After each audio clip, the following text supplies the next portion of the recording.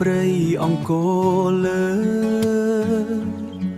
ខ្យល់ត្រជាក់បក់មករំភើយមាននារីម្នាក់ដើរតាមផ្លូវថ្នល់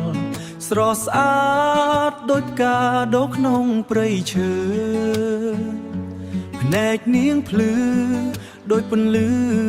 ព្រះច័ន្ទបែងដូងខ្ញុំរញ្ជួយពេលបានជួបនាងអូនអើយបុប្ផាព្រៃអង្គរលើស្នេហ៍បងស្រឡាញ់អូនមិនធ្លាប់ភ្លេចស្នេហ៍បងស្រឡាញ់អូនមិនធ្លាប់ភ្លេចដូចកាព្រៃដែលមិនចេះរលួយនៅក្នុងចិត្តបងគ្មានអ្នកផ្សេងឡើយល្ងាចមេធ្លាក់ពណ៌ក្រហមស្រង់យើងអង្គុយចិត្តគ្នាក្រោមដើមឈើស្ដាប់សំឡេងចាប់យំលើវាលស្រែស្នេហ៍យើងដូចសូបិនមិនចង់ភ្ញាក់ឡើយស្នាមញញឹម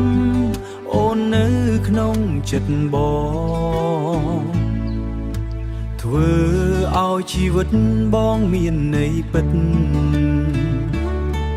អូនអើយបុប្ផាព្រៃអង្គរលើ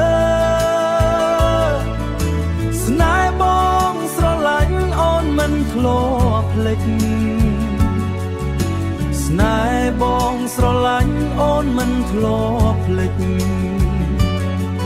ដូចកាព្រៃដែលមិនចេះរលួយនៅក្នុងចិត្ត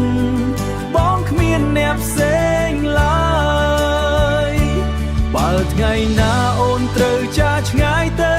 បងនឹងរក្សាស្នេហ៍នេះមិនឲ្យបាត់បង់ព្រៃអង្គរលើនៅជាផ្សោតយ៉ាងពិតណា